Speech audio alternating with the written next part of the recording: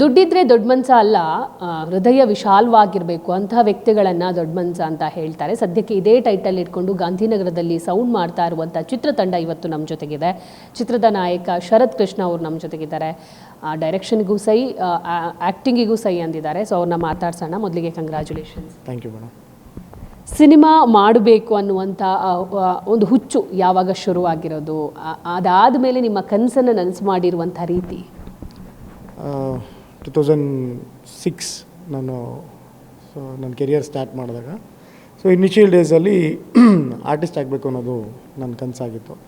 So ಆ ಒಂದು hunting ಅಂತಾರಲ್ಲ, 2008ಇಂದ ನಾನು ಸ್ಟಾರ್ಟ್ ಮಾಡ್ಕೊಂಬಂದಿದ್ದು. ಕಂಟಿನ್ಯೂಸ್ಲಿ ಒಂದು 15 to 16 ಇಯರ್ಸ್ ಇದರಲ್ಲಿ ಸ್ಟ್ರಗಲ್ ಇದೆ. ಲಾಸ್ಟ್ 2 ಇಯರಿಂದ ಈ ದೊಡ್ಡ ಮನುಷ್ಯ ಸಿನಿಮಾ ಫಿನಿಷ್ ಮಾಡಿ. ದೊಡ್ಡ ಮನುಷ್ಯ ಅನ್ನುವಂಥ ಕಾನ್ಸೆಪ್ಟ್ ಹುಟ್ಟಬೇಕು. ಕನಸು ಕಟ್ಟೋದು ಈಸಿ, ಅದನ್ನು ನನಸು ಮಾಡೋದು ತುಂಬ ಕಷ್ಟ. ಆ ರೆಕ್ಕೆ ಪುಕ್ಕಗಳು ಬೆಳೆದಿರೋದು ಯಾವಾಗ, ಯಾರೆಲ್ಲ ಸಪೋರ್ಟಿಗೆ ನಿಂತಿದ್ರು ಅಂತ ಹೇಳಿ? ಆ್ಯಕ್ಚುಲಿ 2017 ನನಗೆ ಈ ಟೈಟ್ಲು ಫ್ಲ್ಯಾಶ್ ಆಗಿದ್ದು. 2017-18 ಈ ಟೈಟ್ಲು ನನಗೆ ಫ್ಲ್ಯಾಶ್ ಆಗಿದ್ದು. ಸೊ ಆ ಒಂದು ಟೈಮಲ್ಲಿ ಅನ್ಎಕ್ಸ್ಪೆಕ್ಟೆಡಾಗಿ ಬಂದಿದ್ದು. ಈಗ ಫ್ರೆಂಡ್ಸ್ ಎಲ್ಲ ಏನೇನೋ ಕೂತ್ಕೊಂಡು ಮಾತಾಡ್ತಾ ಇರ್ಬೇಕಾದ್ರೆ ಅವ್ರೇನೋ ವರ್ಡ್ ಹೇಳಿದ್ದು, ನನಗದು ದೊಡ್ಡ ಮನ್ಸ ಅಂತ ಕೇಳಿಸಿದ್ದು. ಸೊ ಆವಾಗ ಈ ಟೈಟ್ಲ್ ಚೆನ್ನಾಗಿದೆ ಅಂತೇಳಿ 17 ತೊಗೊಂಡೋಗಿ ನಾವು ರಿಜಿಸ್ಟರ್ ಮಾಡಿಸೋಕ್ಕೆ ಅಂತ ಪ್ಲ್ಯಾನ್ ಮಾಡಿ ಆವಾಗ ಅಲ್ಲಿಂದ ಈ ಟೈಟ್ಲ್ ಇಟ್ಕೊಂಡಿದ್ವಿ. ಬಟ್ 2022 ಕತೆ ಮಾಡಿದ್ದು. ಸೊ ಈ ಕತೆ ಈ ಒಂದು ಟೈಟ್ಲ್ ಇಟ್ಕೊಂಡು ನಾವು ಯಾವ ಥರ ಕತೆ ಮಾಡ್ಬೋದು ಅಂತ ಬಂದಾಗ, ಆಟೋ ಡ್ರೈವರ್ ಕತೆ ತೊಗೊಂಡೋಗೋಣ, ಒಂದು ಕಮರ್ಷಿಯಲ್ ಆಗಿರುತ್ತೆ, ಒಂದು ನಮ್ಮ ಕನ್ನಡ ನೇಟಿವಿಟಿ ತಕ್ಕಂಗೆ ನಾವು ಸಿನಿಮಾ ಮಾಡ್ಕೊಂಡು ಹೋಗ್ಬೋದು ಅಂತೇಳಿ 2022 ಕತೆ ರೆಡಿಯಾಗಿದ್ದು. ಅದಾದಮೇಲೆ ನನಗೆ ನಮ್ಮ ಸ್ನೇಹಿತರಿಂದ, ಆಮೇಲೆ ಪ್ರೊಡ್ಯೂಸರ್ಸ್ ಅಪ್ರೋಚ್ ಅಂತ ಹೋದಾಗ, ಒಬ್ಬ ಅವ್ರ ಹೆಸರು ಎಲ್ಲಿ ಹೇಳ್ಬಾರ್ದು ಅಂತ ಹೇಳಿದ್ದಾರೆ ನಮಗೆ ಸ್ಟ್ರಿಕ್ಟಾಗಿ. ಸೊ ಒಬ್ಬ ವೆಲ್ ವಿಷರ್, ಒಬ್ಬ ಹಾನೆಸ್ಟ್ ಫ್ರೆಂಡ್, ಅವ್ರ ಕಡೆಯಿಂದ ನಮಗೆ ಫಸ್ಟ್ ಸಪೋರ್ಟ್ ಸಿಕ್ಕಿದ್ದು. ಇನಿಷಿಯಲ್ ಡೇಸಲ್ಲಿ ಅವರೇ ನಮಗೆ ಸಪೋರ್ಟ್ ಮಾಡಿ ಅವ್ರು ಪುಷ್ ಮಾಡಿದ್ದು ನಮ್ಮನ್ನು.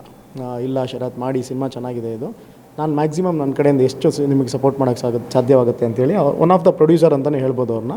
ಸೊ ಅವರು ಸಪೋರ್ಟ್ ಮಾಡಿದ್ರು. ಅದಾದಮೇಲೆ ನನಗೆ ನನ್ನ ಫ್ರೆಂಡ್ ಸರ್ಕಲ್ಲು, ಟೀಮ್ಮೇಟ್ಸ್ ಯಾರ್ಯಾರಿದ್ದಾರೆ, ಕಲೀಗ್ಸ್ ಅಂತ, ಇವಾಗ ನಮ್ಮ ಸಿನಿಮಾದಲ್ಲಿ ವರ್ಕ್ ಮಾಡಿರೋರೆಲ್ಲ ಸೇರಿ ಕೈ ಜೋಡಿಸಿ, ನಮ್ಮ ಅಕ್ಕ ಕೂಡ ಕೈ ಜೋಡಿಸಿ ಸಿನಿಮಾ ಆದಂಥದ್ದು. ಈ ದೊಡ್ಡ ಮನ್ಸ ಆಟೋ ಡ್ರೈವರ್ಗಳಿಗೆ ಸಂಬಂಧಪಟ್ಟ ಕತೆ. ನಾವು ಆಟೋ ಡ್ರೈವರ್ಗಳು ಅಂದ ತಕ್ಷಣ ನಮಗೆ ನೆನಪಾಗೋದು ಶಂಕರ್ ನಾಗ್ ಸರು, ವಿಷ್ಣುವರ್ಧನ್ ಸರ್ ಅವ್ರು ನೆನಪಾಗ್ತಾರೆ. ಸೊ ಅವರ ಫ್ಯಾನ್ಸ್ ಎಲ್ಲ ನಿಮಗೆ ಇವತ್ತು ಡೈವರ್ಟ್ ಆಗ್ತಾರೆ ಅನಿಸುತ್ತೆ. ಅಂದರೆ ಅದೊಂದು ಬ್ಲೆಸ್ಡ್. ಅದು ನಾವೇನು ಅನ್ಕೊತೀವಿ, ಒಂದು auto driver and again police officers, underworld Don ಅಥವಾ ರೌಡಿಸಮ್ ಸಬ್ಜೆಕ್ಟ್ಗಳು, ಈ ಥರ ಒಂದು ಸಬ್ಜೆಕ್ಟ್ಗಳು ಮಾಡಬೇಕು ಅನ್ನೋದು ಎಲ್ರದ್ದು ಡ್ರೀಮ್ ಇರುತ್ತೆ. ಓವರಾಲ್ ಹೇಳ್ಬೇಕಂದ್ರೆ ಕಮರ್ಷಿಯಲ್ ಸಿನಿಮಾ ಇದು. ಕಮರ್ಷಿಯಲ್ ಸಿನಿಮಾಗಳು ಮಾಡಬೇಕು ಅಂತ ಎಲ್ಲ ಆರ್ಟಿಸ್ಟ್ಗಳಿಗೂ ಒಂದು ಡ್ರೀಮ್ ಇರುತ್ತೆ. ಸೊ ಲಕ್ಕಿಲಿ ನನಗೆ ಮೊದಲನೇ ಸಿನಿಮಾದಲ್ಲೇ ಆಟೋ ಡ್ರೈವರ್ ಪಾತ್ರ ಸಿಕ್ಕಿದ್ದು, ಅದು ನನ್ನ ಲಕ್ ಅನಿಸುತ್ತೆ. ಒಂದು.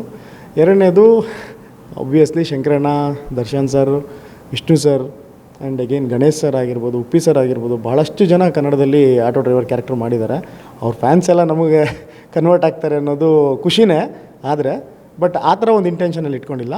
ಆಲ್ ಓವರ್ ಕರ್ನಾಟಕದಲ್ಲಿರುವಂಥ ಎಲ್ಲ ಕನ್ನಡ ಕಲಾಭಿಮಾನಿಗಳು ನಮ್ಮ ಸಿನಿಮಾ ನೋಡಬೇಕು ಅನ್ನೋದು ನಮ್ಮ ಒಂದು ಆಸೆ. ನಿಮ್ಗೆ ಇವಾಗ ಎಲ್ಲ ನೋಡಿದಾಗೆ ದೊಡ್ಡ ಮನ್ಸ ಅಂತ ಹೇಳ್ತಾರೆ. ಹಿಂಗೆ ನಾವು ಸಾಮಾನ್ಯವಾಗಿ ನೀನು ದೊಡ್ಡ ಮನುಷ್ಯಪ್ಪ ಬಿಡು ಅಂತ ಹೇಳ್ತೀವಿ. ಸೊ ಆ ಥರ ಏನಾದರೂ ಹೇಳೋದಿದೆಯಾ? 100%. ಈಗ ಅದು ಎಲ್ಲ ಕಡೆ ಒಂಥರ ಖುಷಿ ಆಗ್ತಾಯಿದೆ ನನಗೆ.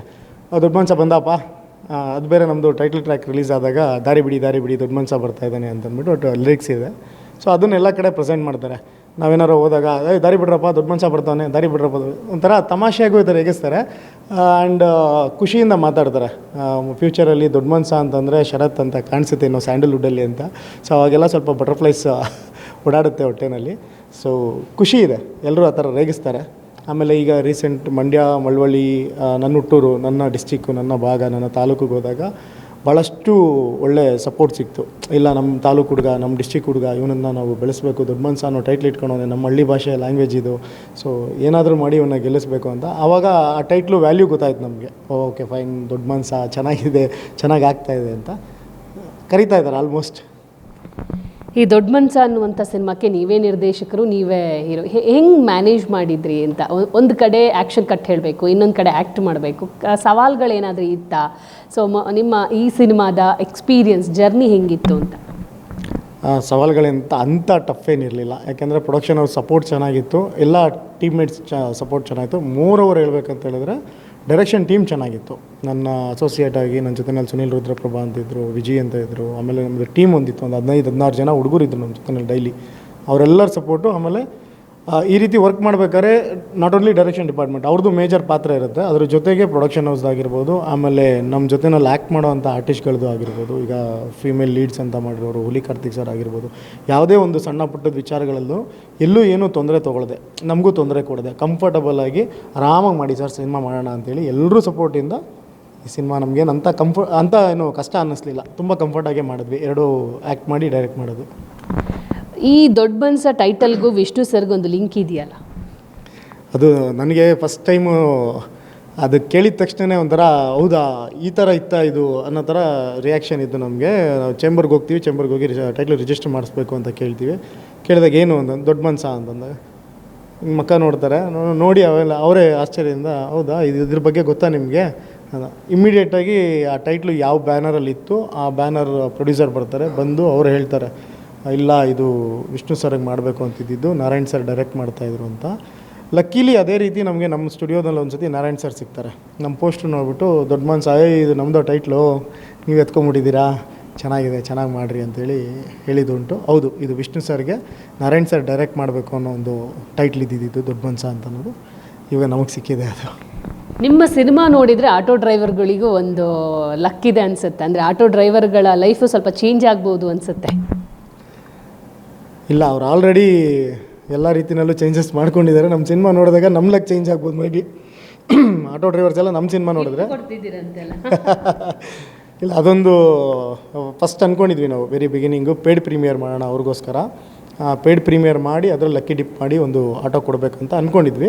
ಬಟ್ ಇವಾಗ ನಮ್ಗೆ ಅನ್ನಿಸ್ತಾ ಇದೆ ಅವ್ರು ತೋರಿಸ್ತಾ ಇರೋ ಪ್ರೀತಿ, ನಾವು ರೋಡ್ಗೆ ಹೋದಾಗ ಅಂದರೆ ಗ್ರೌಂಡ್ ರಿಯಾಲಿಟಿಗೆ ಹೋಗಿ ಗ್ರೌಂಡ್ ವರ್ಕ್ ಮಾಡ್ತಾ ಇರೋಂಥ ಟೈಮಲ್ಲಿ ಅವ್ರು ನಮಗೆ ತೋರಿಸ್ತಾ ಇರೋಂಥ ಪ್ರೀತಿಗೆ ನಮ್ಮ ಇಡೀ ಟೀಮ್ ಏನು ಡಿಸೈಡ್ ಮಾಡಿದ್ದೀವಿ ಅಂದರೆ ಪೇಯ್ಡ್ ಪ್ರೀಮಿಯರ್ ಬೇಡ, ಅವ್ರಿಗೆ ಸ್ಪೆಷಲ್ ಪ್ರೀಮಿಯರ್ ಅಂತ ಮಾಡೋಣ. ಅವರಿಂದ ನಾವೇನು ₹1 ದುಡ್ಡು ಇಸ್ಕೊಳ್ಳೋದು ಬೇಡ, ಹಾಗೆ ಪ್ರೀಮಿಯರ್ ಮಾಡಿ ಅವ್ರನ್ನ ಸೆಲೆಬ್ರಿಟೀಸ್ ಥರ ಅವ್ರ ರಿವ್ಯೂಸ್ನ ನಾವು ತೊಗೊಳ್ಳೋಣ. ಯಾವುದೇ ರೀತಿ ಪೇಯ್ಡ್ ಪ್ರೀಮಿಯರ್ಗೆ ಹೋಗೋದು ಬೇಡ, ನಾವು ಫ್ರೀಯಾಗಿ ಅವ್ರಿಗೆ ಸಿನಿಮಾ ತೋರಿಸಿ ಲಕ್ಕಿ ಡಿಪ್ ಮುಖಾಂತರ ಯಾರಿಗಾರು ಒಬ್ರಿಗೆ ಆಟೋ ಕೊಡೋಣ ಅಂತೇಳಿ. ಬಟ್ ಅದು ಬಿಫೋರ್ ಮಾಡೋಕ್ಕಾಗ್ತಾಯಿಲ್ಲ ನಮಗೆ, ತುಂಬ ಹರಿಬರಿನಲ್ಲಿದ್ದೀವಿ. ರಿಲೀಸ್ ಪ್ಲ್ಯಾನ್ಸು ಮತ್ತು ನಾವು ಓಡಾಡೋದು ಅದು ಟೈಮ್ ಲೆಂತ್ ಅಡ್ಜಸ್ಟ್ ಆಗ್ತಾಯಿಲ್ಲ ನಮಗೆ. ಹಾಗಾಗಿ ಕ್ಷಮೆ ಇರಲಿ. ಸಿನಿಮಾ ರಿಲೀಸ್ ಆದಮೇಲೆ ಅದನ್ನು ನಾವು ಪಕ್ಕಾ ಮಾಡೇ ಮಾಡ್ತೀವಿ, ಒಂದು ಆಟೋ ಗಿಫ್ಟ್ ಕೊಟ್ಟೇ ಕೊಡ್ತೀವಿ. ಆ್ಯಕ್ಷನ್ ಇಷ್ಟನಾ ರೊಮ್ಯಾನ್ಸ್ ಇಷ್ಟನಾ? ಆ್ಯಕ್ಷನ್. ಬಟ್ ಈ ಸಿನಿಮಾದಲ್ಲಿ ಎರಡೂ ಇತ್ತಲ್ಲ? ಎರಡೂ ಇತ್ತು, ಬಟ್ ಆ್ಯಕ್ಷನ್ ಮೇಲೆ ಜಾಸ್ತಿ ನನಗೆ ಇಂಟ್ರೆಸ್ಟು, ಖುಷಿ. ಆ್ಯಕ್ಷನ್ ಅಂತಂದ್ರೆ ಒಂಥರ ಈಸಿಯಾಗಿ ಮಾಡ್ಬೋದು ಗುರು ಅಂತ. ರೊಮ್ಯಾನ್ಸ್ ಅಂದರೆ ಸ್ವಲ್ಪ ಕಷ್ಟ. ಓಕೆ, ಕೊನೆಯದಾಗಿ ಸಿನಿಮಾ ಬರ್ತಾ ಇದೆ ತೆರೆ ಮೇಲೆ, ಅಭಿಮಾನಿಗಳಿಗೆ ಅಥವಾ ಒಂದು ಪ್ರೇಕ್ಷಕರಿಗೆ ಹೊಸ್ತನವನ್ನು ಏನು ಕೊಡ್ತೀರಾ ಅನ್ನುವಂಥದ್ದು ಒಂದು ಭರವಸೆ ಕೊಡೋದಾದರೆ?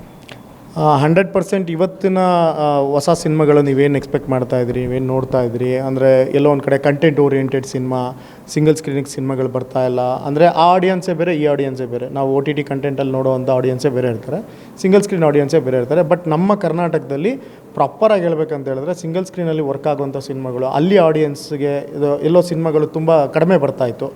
ನಾನು ಕಾನ್ಫಿಡೆಂಟಾಗಿ ಹೇಳ್ತಾ ಇದ್ದೀನಿ, ದೊಡ್ಡ ಮನ್ಸ 100% ನಮ್ಮ ಕನ್ನಡ ನೇಟಿವಿಟಿ ಇರುವಂಥ ಸಿನಿಮಾ, ಸಿಂಗಲ್ ಸ್ಕ್ರೀನ್ಗೆ ಮಾಡಿದಂಥ ಸಿನಿಮಾ. ಹಾಗಂತ ಮಲ್ಟಿಪ್ಲೆಕ್ಸ್ ಅವ್ರು ಬರಬಾರ್ದು ಅಂತಲ್ಲ, ಫ್ಯಾಮಿಲಿ ಎಂಟರ್ಟೈನರ್ ಇರುತ್ತೆ.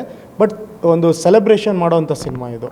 ಒಂದು ಏನಂತ ಹೇಳ್ತಾರೆ ಮಾಸ್ ಎಂಟರ್ಟೈನರಲ್ಲಿ ಆ ಥರ ಒಂದು ಸೆಲೆಬ್ರೇಷನ್ ಮಾಡಿ ಥಿಯೇಟರ್ನಲ್ಲಿ ವಿಷುವಲ್ ಹೊಡೆದು, ಈಗ ನಮ್ಮ ಮಲ್ಟಿಪ್ಲೆಕ್ಸಲ್ಲೆಲ್ಲ ವಿಷುವಲ್ ಹೊಡೆಯೋಕ್ಕೂ ಅವಕಾಶ ಕೊಡಲ್ಲ. ಸೊ ಬಟ್ ನಮ್ಮ ಸಿಂಗಲ್ ಸ್ಕ್ರೀನಲ್ಲಿ ಅಂದರೆ ಒಂದು ಸೆಲೆಬ್ರೇಷನ್ ಮಾಡ್ತಾರೆ, ಗ್ರ್ಯಾಂಡ್ ಸೆಲೆಬ್ರೇಷನ್ ಥರ. ಆ ಥರ ಸೆಲೆಬ್ರೇಟ್ ಮಾಡೋವಂಥ ಒಂದು ಸಿನಿಮಾ ಇದು. 100% ನಿಮ್ಮನ್ನೆಲ್ಲ ಎಂಟರ್ಟೈನ್ ಮಾಡ್ತಾನೆ ದೊಡ್ಡ ಮನ್ಸ. Thank you madam.